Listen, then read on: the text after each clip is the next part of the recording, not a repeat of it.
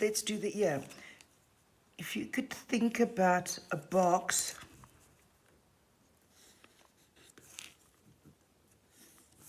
everything is in thirds. If I draw a shape like this, I want to take this and divide it into thirds. And the ear is not just a 6 like that. It's actually like a 9, and then we've got the Y going in there. Let me explain.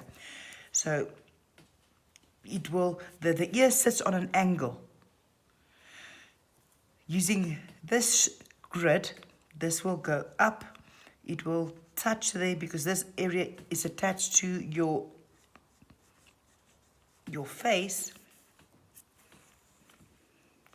It's better to try not to do straight curved lines. Use straight lines, and when it comes to there, it will kind of touch there, come back this way, really go there, and this will sit and touch on that area in there. Okay, so why I'm showing you the thirds is that the angle drastically change when we get to the thirds. Right, then we've got this area that also goes like that. Try not to use curved lines for now, and this is what they call the helix. Don't forget about the helix of the ear, especially when you start painting.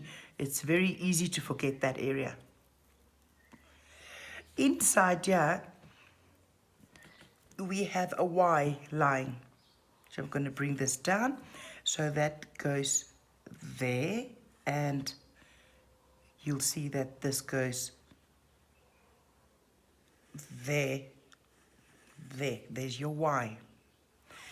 Where the Y ends, it will turn back, and it will give you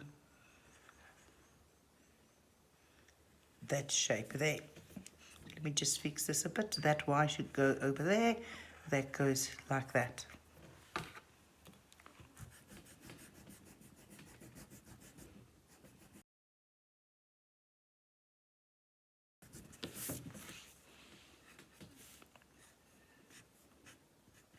Right, so that is your helix. Now when you bring the Y in, it goes in there and it wants to touch that.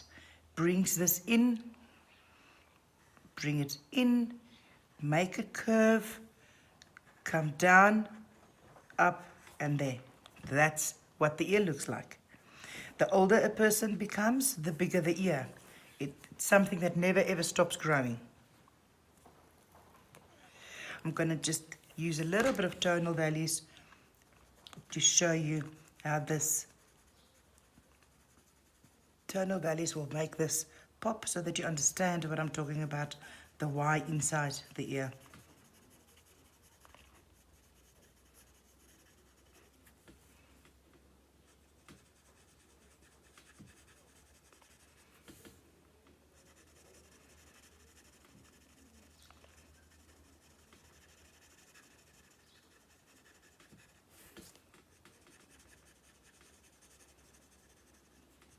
Like that.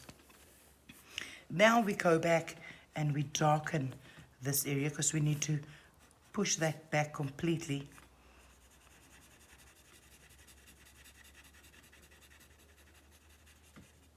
Okay, but this Y also has a shape or shadows that falls on that. I'm going to use my blending stick for that. We have little shape sitting there, and then we can come back and work with this eye. It's not 100% round. Okay, so if I use the blending stick, I can blend that, pick that E up, and then on the edge of this Y, just give it some shadow.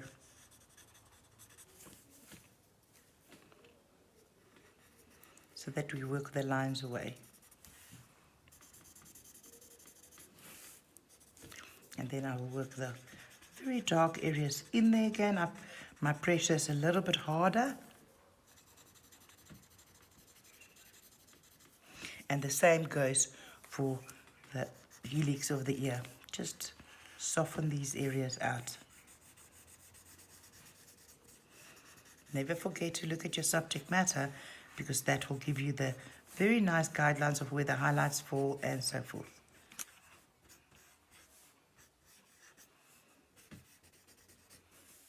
This reflection will go behind the ear on your head.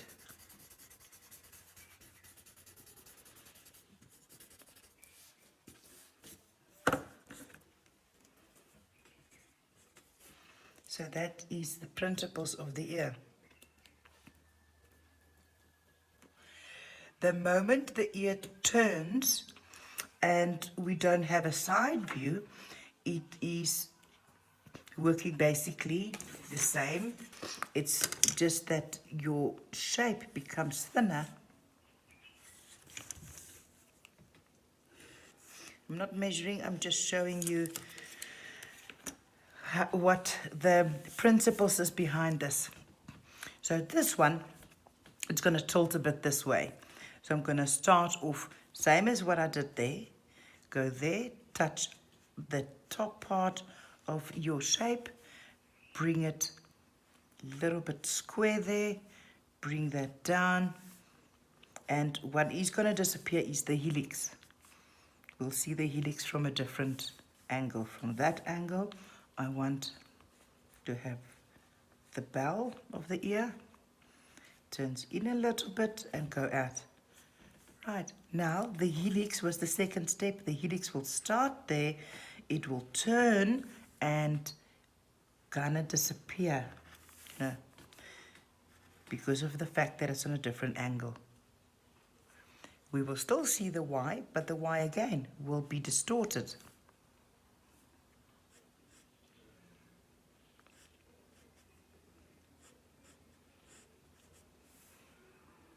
It will come out there a little bit.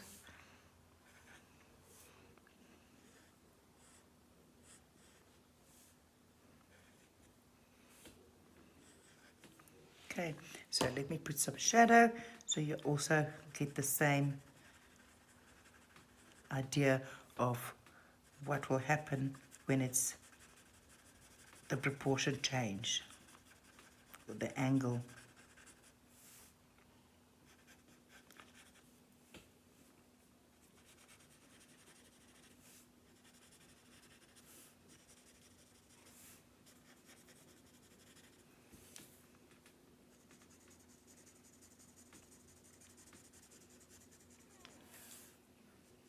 This area here is that area that will become more prominent.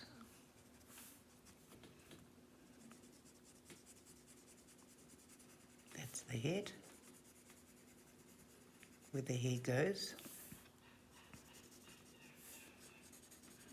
Okay, let's work from there. So I'm going to take my paper stump, do exactly the same as what I did on that one.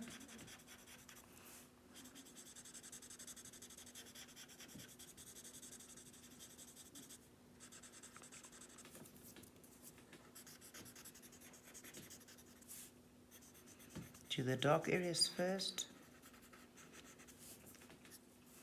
And I'm just going to fill in the back of the ear that is on the skin. Working with this blending stump, there's a nickname for it. It's called the lazy tool. So careful that when you use it, that you use it wisely. In that case, what I mean about that is that don't take this stump and just color in.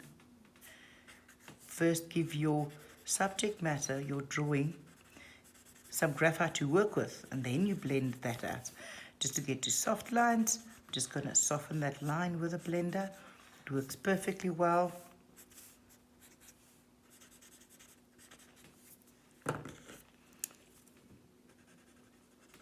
Let's go back in with some dark areas still.